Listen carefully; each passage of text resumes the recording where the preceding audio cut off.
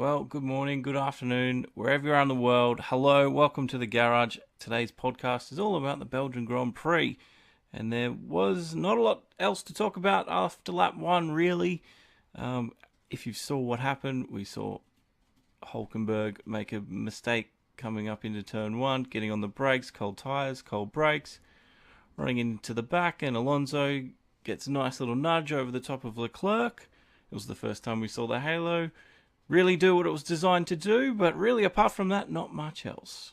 So we've got a whole bunch of topics to talk about, so thanks to everyone who sent stuff in on Discord. Don't forget, if you've got a question or a comment, this is the place to do it. The links are in the description. But that's about it. Anyway, let's get straight into the news. So yes, the first thing I think we should talk about is Ferrari's dominance in the power gains. We saw Ferrari basically dominate at the lead, though we didn't see it from Raikkonen due to other things that happened. But Vettel obviously winning the race. They were both Mercedes and Ferrari were running skinny wings. So for those who don't know what that means it's not creating a lot of downforce, so they can push through the air a little bit quicker. So there's less drag, therefore a quicker car. But Ferrari just had a better setup and a better design overall. At the end of the race, Lewis Hamilton realized that, Mercedes is not quite where it wants to be, or it's not quite up to par what Ferrari is. As we saw him complain about it, basically, I think he was quoted as saying that Ferrari are using little tricks, which amused Charlie Whiting, apparently. Because he obviously knows everything that's going on in the car. It's really kind of stupid for him to say something like that when you think about it. Because the FIA pretty much know the intimate details of every car and its inner workings. Clearly, if the FIA had discovered something that wasn't above board, they're not going to let them do it. For instance, even this year, Ferrari doing the change with the wings when they got the halo done. I think the new strut supports that they had. They found a little loophole and a vagueness in the terminology that the FIA created in the rulebook. But they clarified that. Ferrari allowed to run it, and then they banned it, and that's fine. Not sure why Hamilton's really having a little whinge. But he's clearly in a team at the moment who is actually chasing the front runners. He even talked about how they've called their bluff for so long, so called Ferrari's bluff for so long. They took advantage of all the situations that arose for them, and capitalized on that, especially when Vettel went flying off in the rain there, crashing out, and Hamilton winning the race. So he went in, and then we had, I can't remember the exact point leads. It was about 25 points or something coming into the summer break. So it was, quite comfortable for him. But now that he qualified first, but the Ferrari power just easily outshone the Mercedes package overall, and Vettel easily won, I think. I think if, Raikkonen hadn't have been involved in the first lap incident, I think it would have been a Ferrari 1-2 easily. That's definitely something to wait and see what happens at Monza, which is the next Grand Prix this weekend. Again, there'll be really skinny wings. It's a lot of straights. It is a lot of people seem to think it's an easy track, but those corners that Monza does have are very technical, and a lot of time can be gained from just taking those perfectly. You stuff it up, you can lose easily a second to 2 seconds here or there. So a 1-2 could have been on the cards this weekend for the Belgian Grand Prix. Unfortunately, Raikkonen was in that incident, but Vettel clearly showed Ferrari's dominance in the power stakes. Mercedes know it. Hamilton knows it. He's not too happy about it. So I don't know. We probably won't see them catch up in Monza, but maybe we'll see some outlandish things come later in the year. Who knows? But that was basically the story of Ferrari's dominance. And talking of Ferrari, we'll get on to Raikkonen. because one of you sent in a question. Bimmy asked if Ferrari, or Aiden, for those on YouTube, if Ferrari hadn't to have underfueled Kimi's car in quali, how would you expect the race to go? Well, I would have been. I don't think it wouldn't have changed the first lap incident, but I would have put my life savings on it that it would have been a 1-2 Ferrari.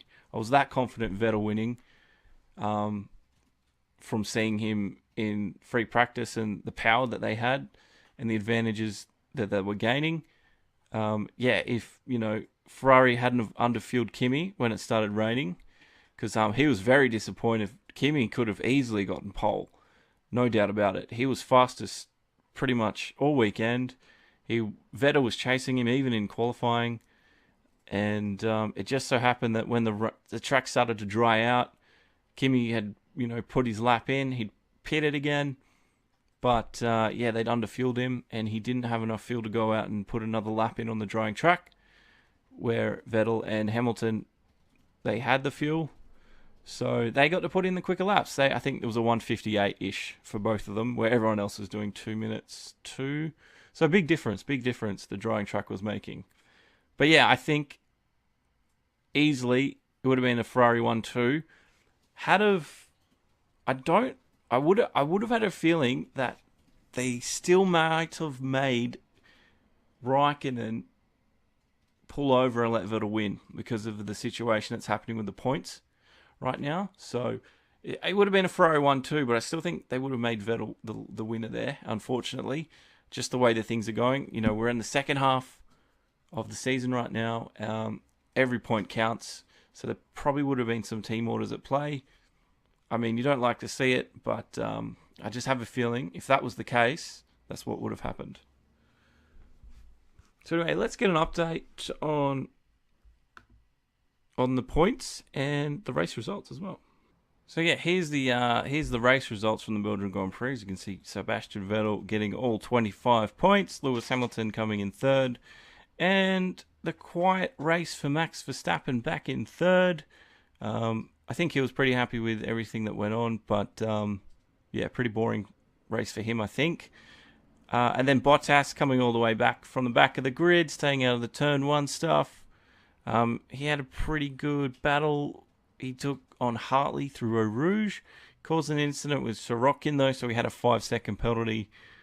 But yeah, it was pretty expected that we'd see Bottas right up there in 4th. And then, Force India, absolutely massive comeback from those guys. What's it called now? Point something. I can't remember what it is. It's just the Force India team. Sergio Perez and Esteban Ocon. Surprising that Ocon is back behind Perez. Because, Perez seems to be pretty happy with what's going on. He seems to say that, he's got a deal ready for next year, where Ocon really has to prove himself because of Lance Stroll's father buying out the team and leading a consortium. Grosjean, Magnussen, Haas as well, so scoring good points for those. Toro Rosso had Gasly coming in 9th, and Ericsson scoring some vital points for Sauber up in 10th. Sainz, really interested to see him not get into the points, but that's what happened. The two Williams up in 12th and 13th, I didn't expect them to see them that high. So they they did benefit from the accidents and the crashes and the attrition rate of that race, but I really didn't expect them to see them that high. But they did beat the McLarens, didn't they? Because Van Dorn had a terrible race down in 15th, so he was dead last, so he didn't have a good home race. And Brendan Hartley really needs to start getting some points on the board. That was pretty much everyone's positions. Unfortunately, Raikkonen had to retire. Leclerc was out lap 1. Alonso was also out lap 1. Hulkenberg causing the incident. And Daniel Ricciardo as well had to retire. So, sucks for those guys. But, that's how things ended up after the race. Right, so the next incident really we should talk about is the halo. I will admit that during the beginning of the year, I wasn't the biggest fan of it. My biggest concern was aesthetics. But after seeing what happened with Leclerc, I have no qualms against keeping the halo. So you saw, if you haven't seen the crash, make sure you hit up Formula One's YouTube. They've got all the angles there. But you see Alonso go over the top of Leclerc, and then you see the car sort of flick up and bounce back over on the other side. And you can see all this damage to Leclerc's halo. So yeah, this is the halo that we saw flash on the TV for a little bit. As you can see, there is some rubber marks across the right-hand side, and there is a little bit of damage up in this section here. Some pundits were saying that it wouldn't have made any difference, but there was an on-board from one of the Toro Rosso cars, and it gave a really good indication of how that halo did its job. It is what it was designed to do, was deflect objects away. So as the McLaren came over the top of Leclerc, you can see the front wing or the front wheel. It's going to go straight across Leclerc's head. At least it's going to pass in front of him. I mean, it probably would have hit him because those tires are massive. But as it hits the halo, the whole car gets pushed up and over, and it does its job. So, yeah, if he would have been, there would have been some serious injuries to Leclerc at that corner had the halo not been there. So, yeah, I'm glad it was there. Still got one of my favourite drivers still racing with us. He's still alive, thank God. And yeah, for anyone who doesn't think that protected him, get some glasses, because that shows a lot. And if you need more convincing, go and look at the onboard from one of the Toro Rossos. I think it was Hartley or Gasly. They were right next to each other anyway. But it shows pretty much what I'm talking about. So yeah, I don't think there should be any more debate about the halo. It needs to stay.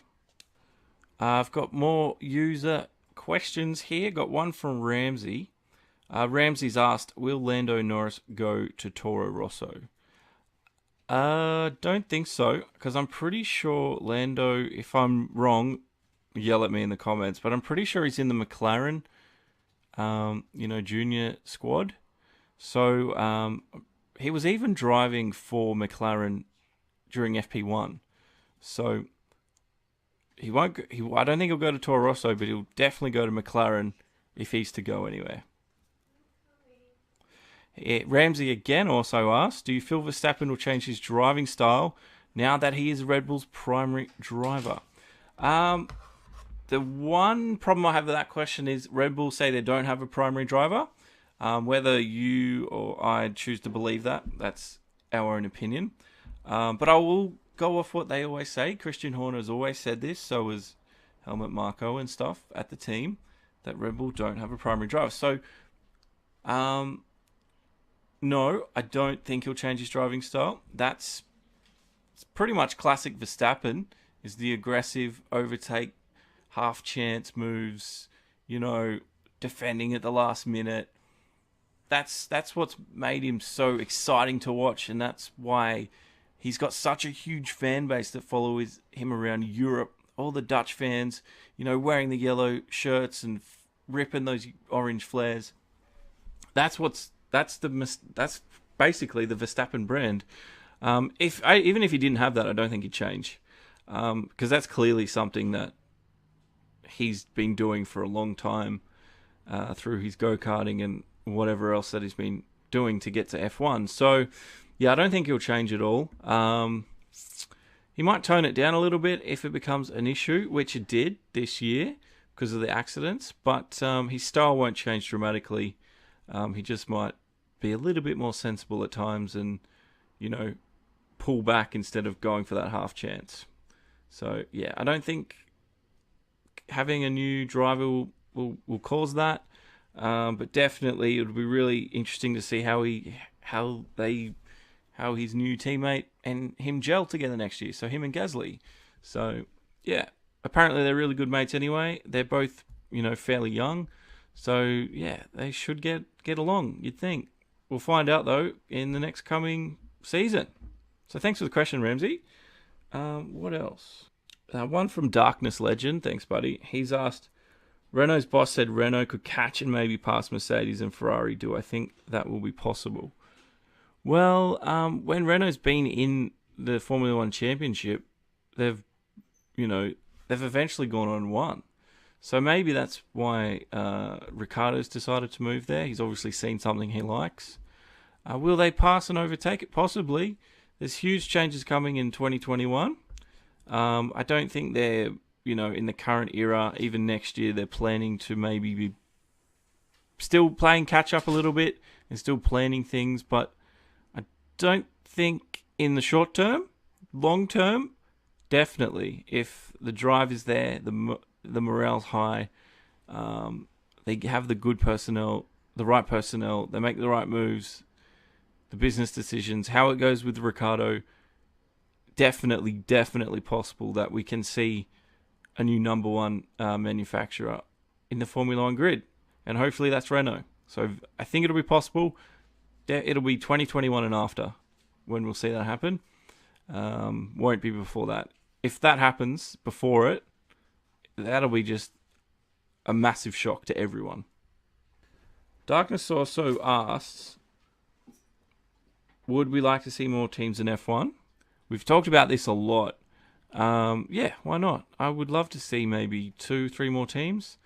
How that affects prize money though, but it does bring in more sponsors. It might bring in more, and it creates more jobs for the Formula One. I'd definitely like to see more teams. Don't really care who they are. They can be anyone. But I know some of you guys have favourites, especially like I'd like to see Jaguar for one come back, Porsche even. I think as a consensus on a whole, I think we'd all like to see more teams in F1 without a doubt. So you've asked, some fans say it would be better if F1 had different classes like the WEC. Do I agree? Simple answer, no. The WEC is a multi-class sports car race. So if you've seen 24-hour Le Mans, that's what it is. So you have the LMP1, which is the basically F1 of sports cars, LMP2, GP2, and then you go GT3 cars, the Ferraris, Audis, etc. There's the Pro class, the Pro-Am, and then you go down from there. See, the thing is, F1 is supposed to be, and I think it always will be. It's supposed to be the pinnacle, the zenith, the very top of motorsport. So having other categories in the race is just confusing for one, because the Formula One, the open wheelers, it's just so much history there. Adding other categories, that's not part of the DNA of F1. It'd be very interesting, but I don't think anyone would like. I personally don't want to see that happen. I mean, I don't think in a million years that would ever happen, but it's an interesting idea. Maybe we can start a new, FIA-sanctioned category of racing where there's open wheelers with sports cars. But that's an interesting one. Darkness, I'll give you that. I don't agree. F1 can become more exciting in other ways. We don't need different cars on the track. That's just how it is, I think. But thank you for the question.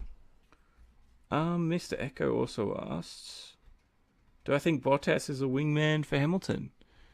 That's what Toto Wolff said about him during the last race, wasn't it?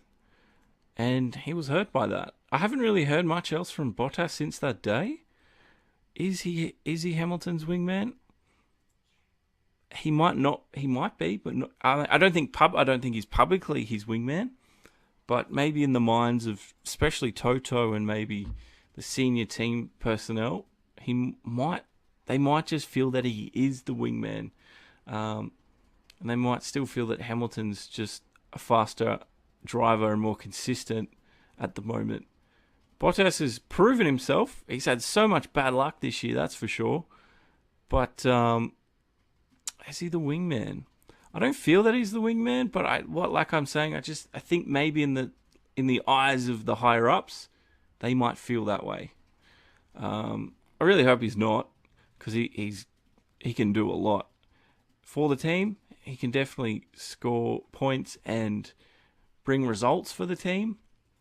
He's just had, like I said, some really, really bad luck over the years. So, yeah, I don't really know what they're thinking up there, but that's my take on that situation. So, yeah, thanks for putting that one through to me.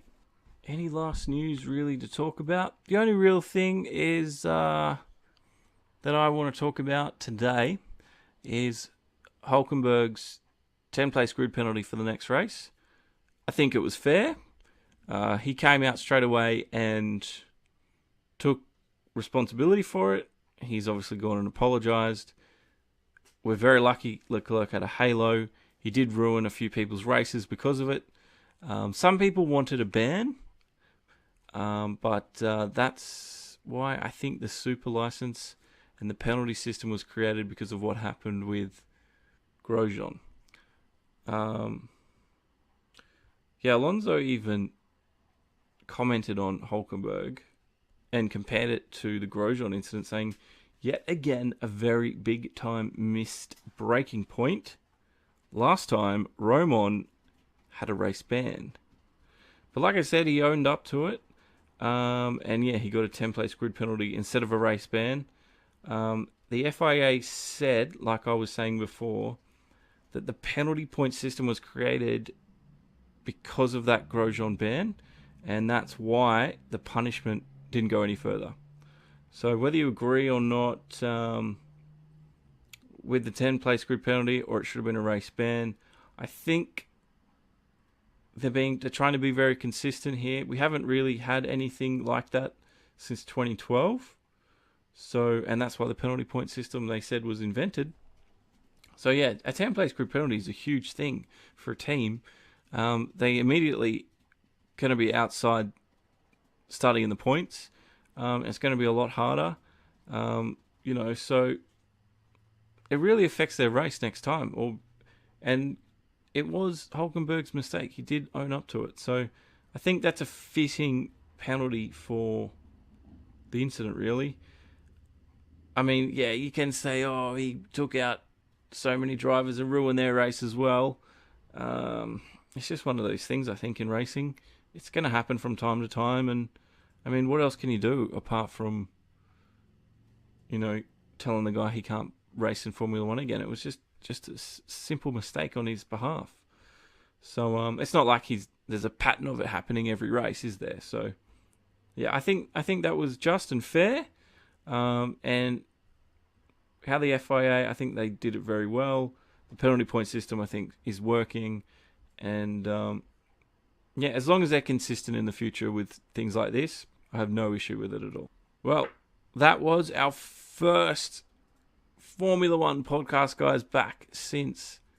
When was it? When was our last one? I can't remember. It was before Silverstone, but I missed it. Obviously, different format. I've recorded it this time, not live like we used to do.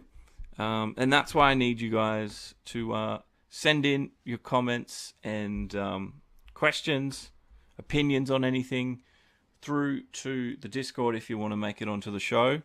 I haven't answered everything that you guys asked, so if you're like, but you didn't answer my question, I will later on. There's some things I want to look up.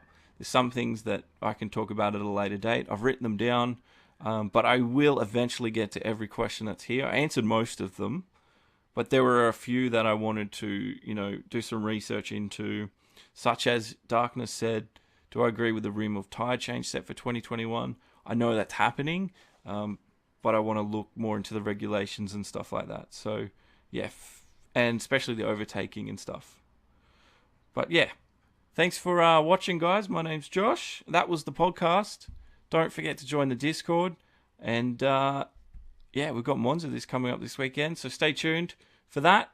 And, we'll talk again soon. I'll see you guys in the next video. Bye-bye.